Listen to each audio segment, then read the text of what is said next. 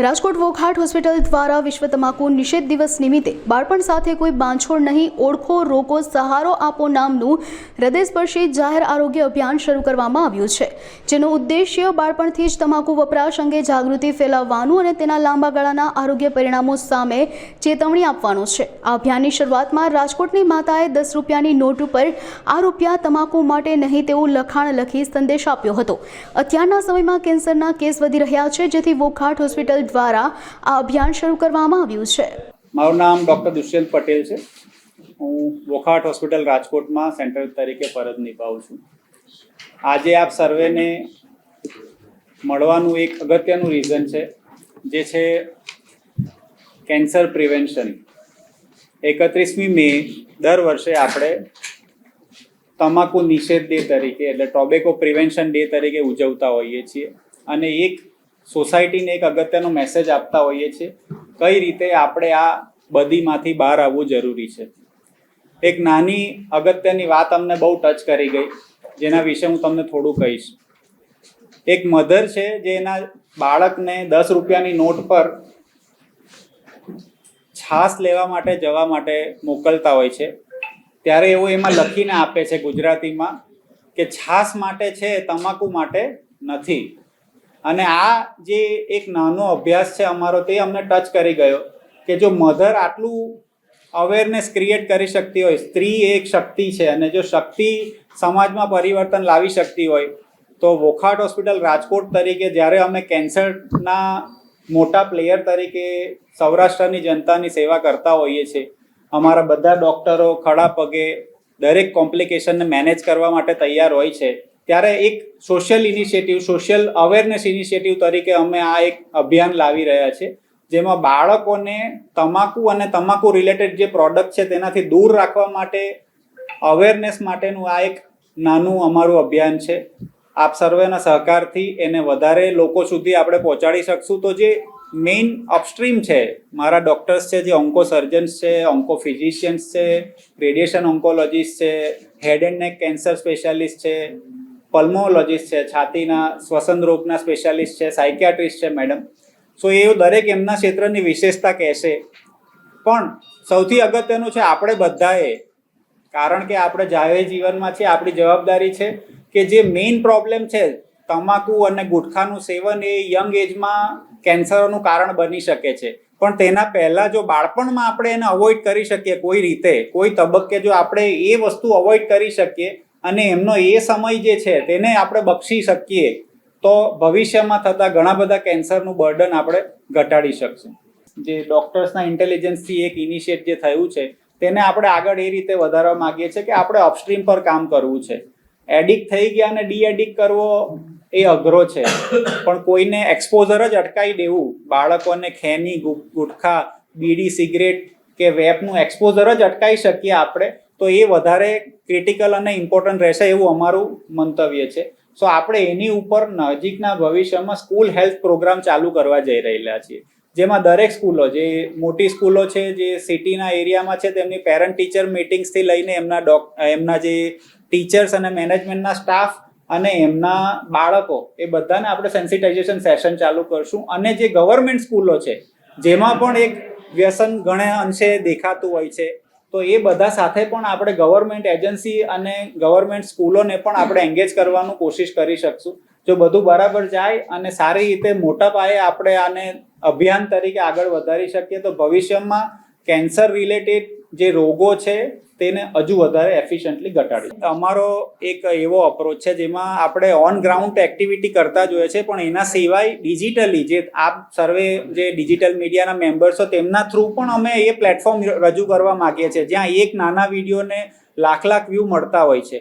સો અમે ઘણા બધા એવા નાના નાના રીલ્સ બનાવી છે, તમે પાછળ જે ક્રિએટિવ જોઈ રહ્યા છો, તે ક્રિએટિવ એનો એક ભાગ છે, જેને આપણે સર્ક્યુલેટ કરશું અને એના થ્રુ પણ અવેરનેસ ફેલાવશું। આજે સ્માર્ટ સ્ક્રીન બધા જોડે છે, કોઈ એવો સ્ટુડન્ટ કે કોઈ એવું વાલી નથી જેની પાસે સ્માર્ટફોન નથી।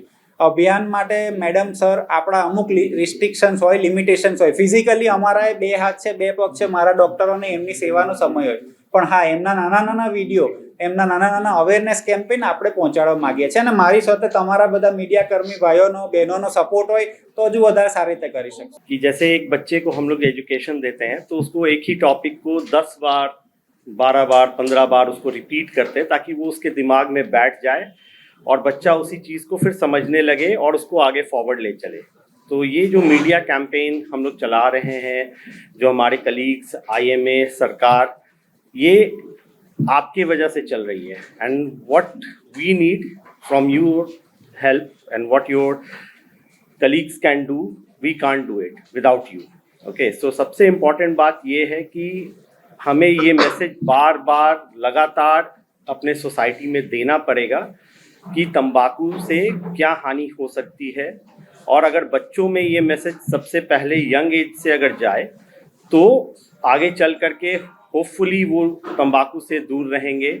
जो अभी कैंसर का एपिडेमिक है, मैं 14 साल यूके में, इंडिया में मैंने ट्रेनिंग की, 14 साल फिर मैं यूके में था, अभी 4 महीने पहले मैं इंडिया आया. मतलब मैं देख के दंग हूँ कि मतलब सौराष्ट्र में मुंह का कैंसर कितना प्रेवलेंट है. मतलब ये पैंडेमिक है, एक तरह से एंडेमिक नहीं है, ये पैंडेमिक है इस एरिया के लिए. एंड वो इसलिए है कि शायद हम लोग वो मैसेज नहीं दे पा रहे हैं ग्राउंड लेवल पे कि भाई आप इसको समझो कि अगर आपको एक बार कैंसर हो गया मुंह का तो उसका कोई भी इलाज आप करोगे आपका लाइफ नहीं बचेगा. बहुत कम परसेंटेज ऑफ पेशेंट्स आते हैं जिनका अर्ली डिजीज होता है, जिनमें आउटकम अच्छा होता है. Otherwise most of the cancer patients will die. तो ये इम्पॉर्टेंट मैसेज मैं बार बार आपके थ्रू ये कहना चाहूँगा कि अपने बच्चों, अपने फ्रेंड्स, अपने फैमिली मेम्बर्स को प्लीज़ तंबाकू से दूर रखिए, सुपारी से दूर रखिए, क्योंकि इससे बड़ा जहर आपके लिए कोई नहीं है. प्रतिशत डिफर करता है हर कैंसर के साइट के हिसाब से, है ना. मुंह के कैंसर में 90% कैंसर जो होता है वो तंबाकू रिलेटेड होता है. ठीक है, लंग कैंसर में अराउंड अभी जो फिगर है वो 35-40% के आसपास है, बट इट इज़ इंक्रीजिंग और वो वर्ल्ड ओवर इंक्रीज है. एंड एक ऐसा दिन आएगा जब it will be the most prevalent cause. Smoking is always the most prevalent cause, लेकिन लाइफस्टाइल के वजह से अभी क्या है, जो non smoking related lung cancers है ना, वो कम हो रहे हैं और स्मोकिंग का बढ़ता जा रहा है हर जगह. और इंडिया में भी ये टेंडेंसी है કે આવા બાળકોમાં ખૂબ જ યંગ એજમાં કેન્સર થવા માંડે છે. અમારી પાસે ઘણા બધા દર્દી એવા છે કે જે 25થી લઈને 35 વર્ષની ઉંમરમાં કેન્સરમાં જોવા મળે છે. એ લોકોએ 15 વર્ષે 12 વર્ષે એવી ઉંમરમાં છે તમાકુનું સેવન ચાલુ કરી દીધું હોય છે. એટલે જ્યારે આવા યંગ પેશન્ટમાં કેન્સર થાય છે તો એ ખૂબ જ એગ્રેસિવ હોય છે. કોઈને 50-55 વર્ષે જે કેન્સર થાય એની જગ્યાએ 25 વર્ષે થયેલું કેન્સર છે એ ખૂબ જ ભયાનક હોય છે. એ ઝડપથી આગળ વધે છે, ઝડપથી બધા અંગોમાં સ્પ્રેડ થાય છે. અને જ્યારે આવા લોકો છે પોતાનો પરિવાર ચાલુ કરતા હોય, જસ્ટ મેરેજ થયેલા હોય, નાના બાળકો હોય, અને એવા જ સમયે આ કેન્સરનું નિદાન થાય છે અને ઘણીવાર એમાં રિઝલ્ટ મળતું પણ નથી, ત્યારે ખાલી એ માણસ નહીં પણ આખો પરિવાર ભાંગી પડે છે. ઘણીવાર કેવું 50-60 વર્ષે હોય, પરિવાર સ્ટેબલ હોય તો એને એ કેન્સરની અસર એના પરિવાર ઉપર ઓછી થાય છે. પણ જ્યારે આવા યંગ પેશન્ટમાં કેન્સર થાય છે ત્યારે એના ખૂબ જ ભયાનક પરિણામો જોવા મળે છે.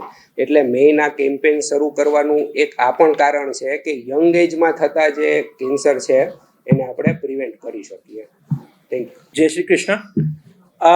તો એ મેઇન કેમ્પેનનું રીઝન એ છે કે આપણે બધા જ્યારે ઓપીટીમાં જોઈએ, હું રેડિયેશનના ડૉક્ટર છું, તો આપણે ખબર છે કે રેડિયેશનના જે ટ્રીટમેન્ટ હોય એ યુઝ્યુઅલી થોડું લાંબુ ચાલતું હોય, 1.5 મહિના 1 મહિના સુધી ચાલતું હોય. આપણે यहाँ કેવલ રાજકોટના પેશન્ટ નહીં આવે, મોરબી, જુનાગઢ, બીજી જગ્યાથી પેશન્ટ આવે. એક મૂવિંગ તમે ઇન્સિડન્ટ બતાવું. 22 વર્ષના એક માણસને એ કેન્સર થયું, મોઢાના કેન્સર. એના સાથે એની આખી ફેમિલી ટ્રીટમેન્ટ માટે આવતી હતી અને એના એજ એકલા છે જે કામ કરીને ઘર પાલતા હતા. કેન્સરના લીધે એનું કામ બંધ થઈ ગયું. એના સાથે બધા પરિવાર એના સાથે ફરે છે 1.5 મહિના 2 મહિના સુધી. તો એ જ મૂવિંગ ઇન્સિડન્ટ હોય, એવી રીતે ઘણા ઇન્સિડન્ટ હોય જેમાં આપણે એ લાગે કે આપણે અગર કોઈ પહેલી સ્ટેજમાં સોસાયટીને સેન્સિટાઇઝ કરી શક્યા હોય તો કદાચ એ ઇન્સિડન્ટ ના થાય. અને સ્કૂલ સ્ટુડન્ટ્સના ટાર્ગેટ કરવાનું મેઇન મિનિંગ એ છે કે એક તો આપણે ફ્યુચરમાં એના જે એડિક્શન હોય તંબાકુના એના રોકી શકાય. એના સિવાય પણ ફેમિલીમાં જે બાળકો હોય ખૂબ ઇનોસન્ટ હોય, એ બોલવા પહેલે સોચે નહીં, તો જ્યારે એના ફેમિલીમાં કોઈ રિશ્તેદાર એ કરે છે તો એના ઝડપથી કહી શકે છે કે એ તો ખરાબ વસ્તુ છે. અને કઈ વાર એ નાનું બાળકોનો જે વક્તવ્ય હોય એ કોઈને ફીલ થઈ જાય. તો પર્પઝ એ જ છે, નાની શરૂઆત છે पर આગળ रास्तों खूब मोटू है. धन्यवाद. नमस्ते, मैं डॉक्टर वसुंधरा. मैं तंबाकू के साइकेट्रिक मानसिक एस्पेक्ट के बारे में बात करूँगी. लत जो होती है वो अपने आप में एक मानसिक बीमारी है, तो इसका इलाज से पहले प्रिवेंशन बहुत ज़रूरी है. हमको ये समझना ज़रूरी है बच्चों में ये चीज़ें शुरू क्यों होती है. क्यूरियोसिटी, वो फैमिली में देखते हैं कितने इजीली उनके दादा नाना या पिताजी टोबैको उनके सामने च्यू करते हैं. तो वो एक चीज़ पेरेंट्स को समझनी चाहिए कि अगर घर में किसी को लत है तो वो बच्चों के सामने टोबैको च्यूइंग ना हो, या बच्चों को पैसे दे के दुकान ना भेजा जाए कि वो लें. और स्कूल में जो पीयर ग्रुप्स हैं उनमें एक्टिव अवेयरनेस बच्चों में हर स्कूल में जाके कैंपेन्स किए जाने चाहिए कि जो पीयर प्रेशर में बच्चे लेते हैं टोबैको, उस चीज़ को कैसे प्रिवेंट किया जाए. तो एक और चीज़ है, तंबाकू लेने वाले बहुत सारे लोगों में एंग्जाइटी और डिप्रेशन के लक्षण होते हैं, और डिप्रेशन, एंग्जाइटी या और मानसिक बीमारियों वाले लोग टोबैको बहुत ज़्यादा लेते हैं. तो इस जो बाई डायरेक्शनल रिलेशनशिप को हमको इग्नोर नहीं करना चाहिए और इसके साइकेट्रिक एस्पेक्ट पे भी काम किया जाना चाहिए. મારું નામ ડૉક્ટર રવિરાજસિંહ ગોહિલ, હું એડેટને કેન્સર સર્જન છું. આમ તો મોટાભાગની વસ્તુ બધી આવરી લેવાઈ ગઈ છે, પણ એક બે વસ્તુ હું કહીશ કે મોઢાના ગળાના કેન્સરમાં વર્લ્ડ વાઇડ જોવા જઈએ તો ઇન્ડિયા નંબર 1 છે નંબર ઓફ કેસીસમાં.